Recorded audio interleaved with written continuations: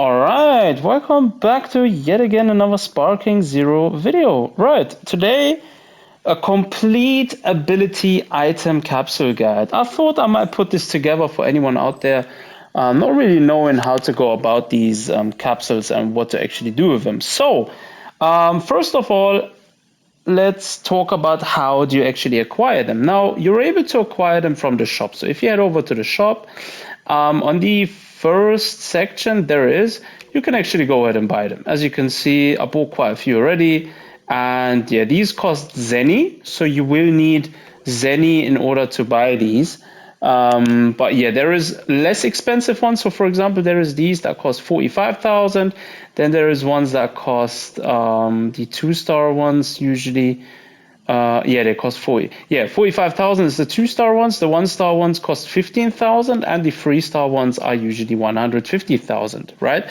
So they all have their price, and that's one way of acquiring them. Another way is actually getting them from the dragons. So there is 3 different ones I believe you can get from the dragons. I believe one of them is, for example, Brody's ring.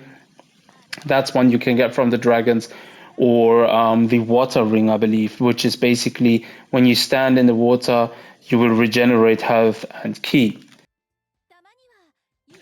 So yeah, that's essentially how you get these capsules, basically by buying them or either getting them from the dragons, right? Now, how do you use items to customize your characters in the game? Now, you need to use these as well, right? So each of them has effects and you want to use them on your character. So when you go back, let's go back out of the shop, right? So you want to be heading over to the same section to shop and customize, right? Go to shop and customize, and then you go to the right. Instead of shop, you're going to choose customize. And let's do this now. Let's go over to customize and let's actually see. So whenever you take a character, any character, by the way, let's take this Super Saiyan Goku DGT version, for example, right?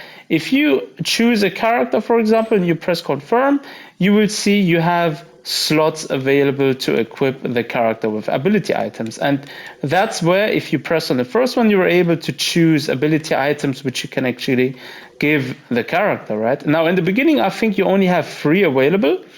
As you progress through the story, you will eventually unlock 7 slots in total.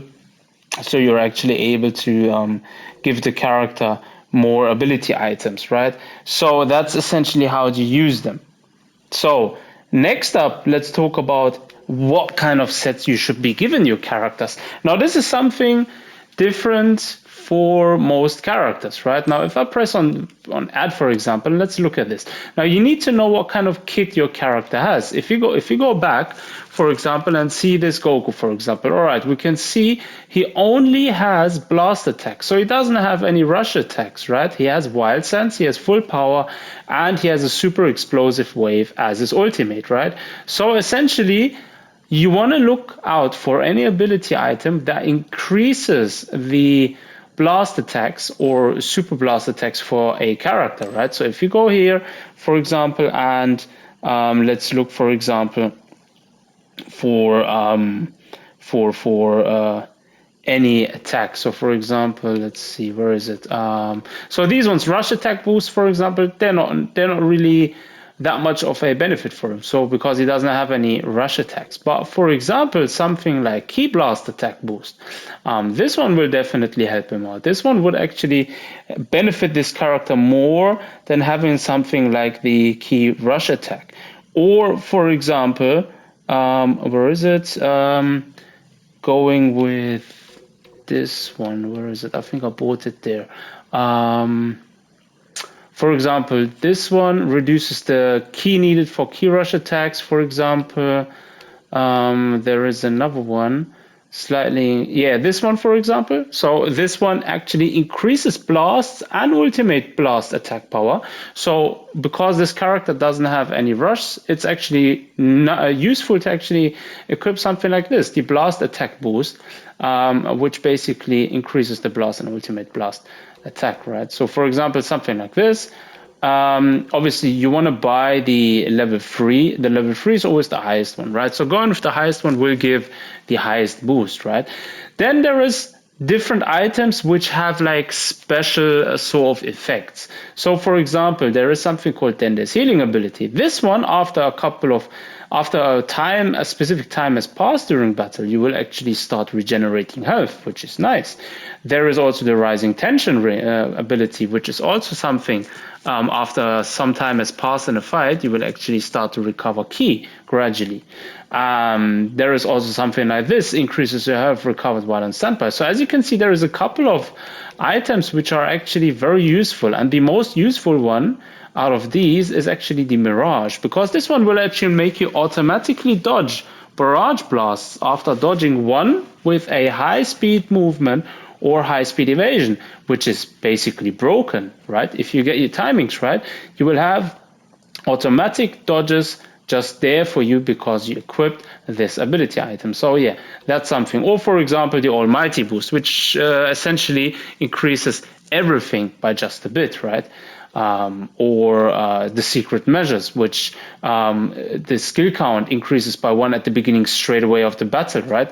Which just gives you an edge over your opponent, depending on what kind of items he equipped. So yeah, that's essentially a couple of ability items which I recommend. And again, as I said, you always need to look at your character and need to see what kit he has. So for example, if it's let's see, he has also this. Say for example, we go with the Goku End. He has a Meteor Smash, which is a rush attack. So for this character, ideally you want to go with something like this, rush attack boost, which increases the rush attack power, right? So any character with a rush attack, if you want to prioritize the rush attack damage, then that's the way to go, right?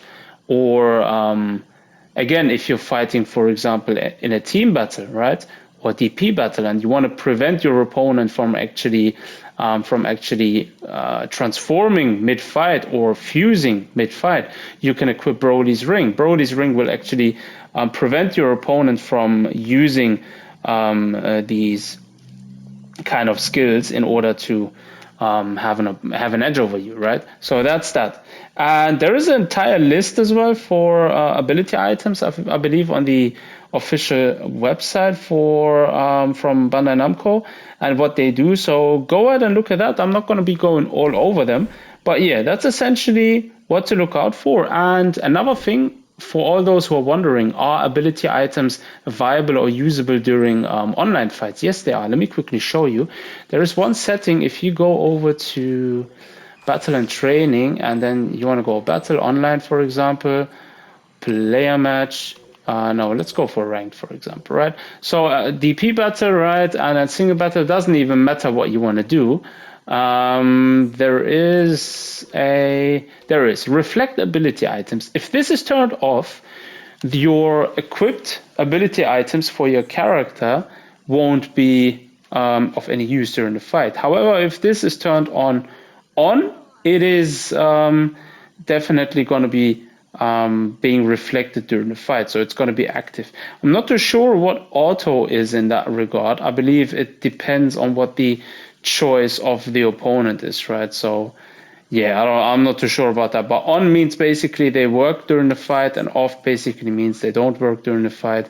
And yeah, that's that for anyone who was wondering if they are actually usable during ranked fights. So yeah, I hope anyone benefited from this, and I hope I could clear up some misclarifications. And yeah, thanks for tuning in. Take care of yourselves. Until next time.